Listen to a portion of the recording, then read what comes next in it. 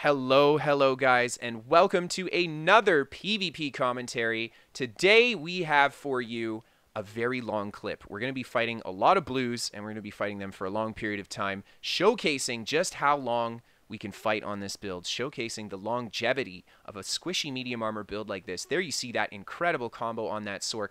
Full Power of the Light, Poison Injection, Dawnbreaker, bringing that guy down. Huge burst. And we just peel out of here with the blues on top of us, and red engages from the side, taking the blue pressure off, which is nice too. And we're going to have a few red players for the beginning of this fight to kind of help us out, but that's all right because there's quite a few blue players that are kind of come and attack us too, so we got to deal with that. So as you can see here, we're just waiting for blue to kind of push out. There's a lot of them on the resource. This Sork gets a little zealous, pushes a little bit too far, I think, just kind of streaking up, holding block. I think he's trying to play like a kind of like a control tank or something, but he doesn't have his block up there, takes huge damage from the execute and goes down, and we're just going to re-engage with the side of the group here. Now, something I want to mention about this clip is that the other EP players here are all Nightblades, so I'm literally going to pull all aggro for the most part.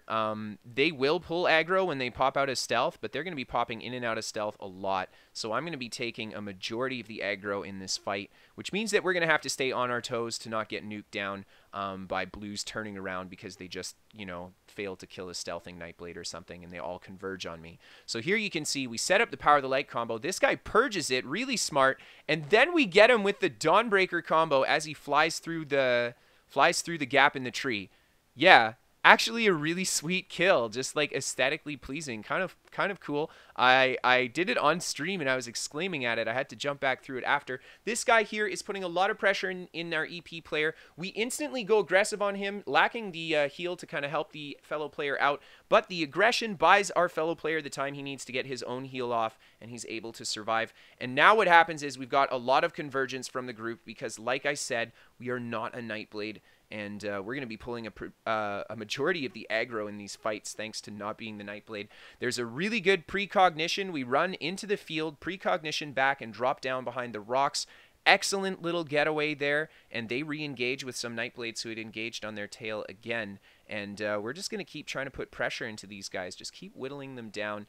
Good combo on this Sork yet again, but we don't have the Dawnbreaker, so we can't capitalize with the huge damage. We managed to put good burst into him still, but it's not enough, and there he goes for his Resto ult as we try to bring him down, so we're going to have to just back out of that kill and re-engage here. We dot this Templar up, and here you see the Templar make literally the best move you can make against a combo like Ghost combo. She purges it. She purges the Power of the Light. She purges the Poison Injection. So she's purging the poison. She's purging her debuff. She's purging the extra damage that's going to come from the Pottle Explosion. And that pretty much prevents me from being able to kill a tanky target on this build. If you're a Templar and you have 30k HP and you purge the Power of the Light and the Poison Injection, you can never kill someone if they keep purging it. So it's a really great way to counter it, and the way that we kind of counter that is just by being fast and catching them before they can purge it, but you know what I mean. Really great job from that Templar, and as you can see, we did no damage to her thanks to that, but we're still going to be pesky on the back end of this group. We're just going to keep engaging with them, picking off at them, seeing who we can kill here, seeing who we can kind of catch out in a bad position. This Templar, again, we engage with. We catch her, almost we catch her without the purge, but she keeps her block up, preventing the Javelin stun. So yet again, we are unable to capitalize on that Templar again. She does a really good job just kind of cutting us out here. We go for a little bit of a peel down behind the rocks here. We have the precognition up in case we need it, and we pottle up one guy. We're going to roll through them, kind of splitting the group, and I notice, oh man, there's everybody. All the Nightblades have kind of they either died or left now. So we use that precognition, breaking us out of the stun. Super clutch precognition there to break that stun and still make the escape. And we're just going to go the opposite direction from the group and split them. And as you can see, we managed to completely get away from the group entirely and re-enter stealth to get some resource back.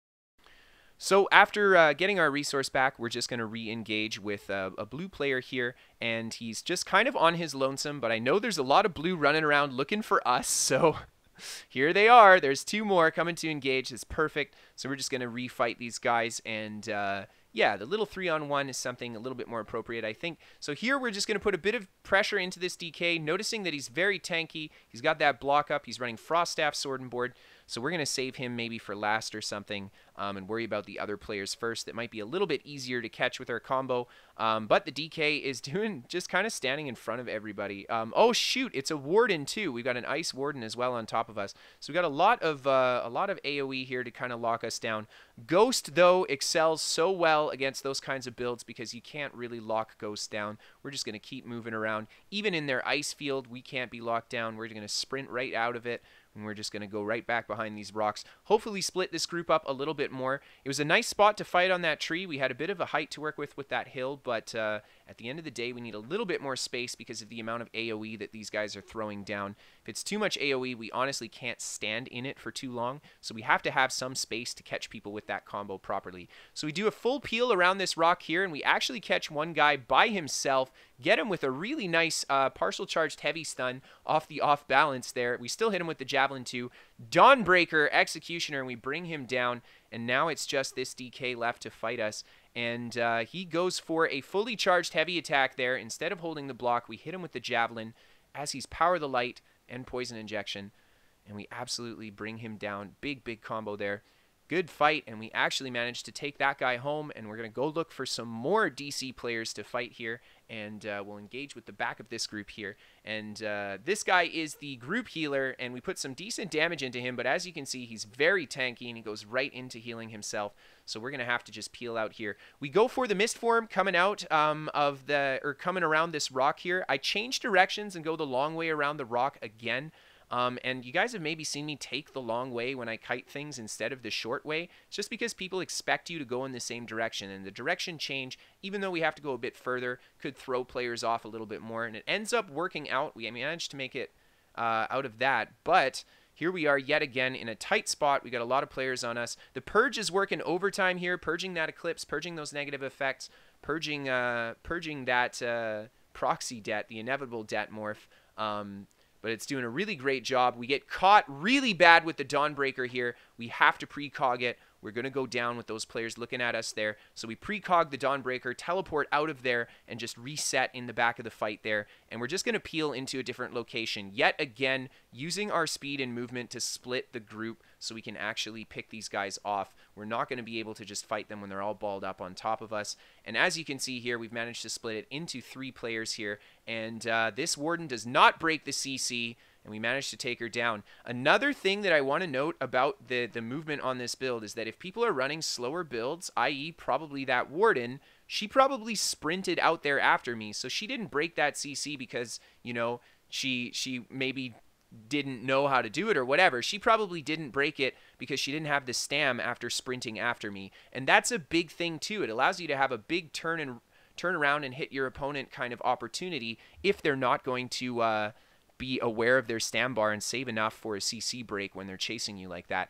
So here you see this player here is going for the res. We put some damage into him, stun him off the res. He does not heal himself. The other Templar here does a good job trying to prevent the res. He's stunning us, eclipsing us, but we break it all, and we just finish off the other player there that didn't heal himself, and then we're left for a rather lengthy fight against this Templar here, and he plays very well. He's very tanky, and Ghost can sometimes struggle fighting builds like this that are very tanky, but you can still take them down. They're harder to burst, so sometimes you do have to just run them out of resource. We have great sustain though, so we can do it.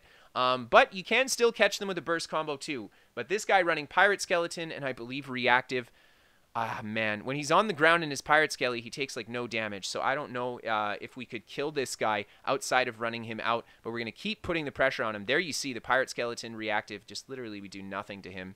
But anyway, I will let you guys enjoy this last fight here. I want to thank you guys so much for tuning in yet again today. I hope that you enjoyed the video and enjoyed this this rather lengthy fight that we had. If you guys liked what you saw here, feel free to hit that like and subscribe button. If you guys want to see me play live, come check out my Twitch channel. I play live almost every day, so come check that out. And then finally, guys, we are sponsored by What the Fast. They are a VPN for gamers. If you get crap ping to your favorite games and you want to try a VPN out to see if it gives you better ping, try them out, guys. 100% free to try, and no harm, no foul if it doesn't help you out, because you don't need a credit card or anything to sign up.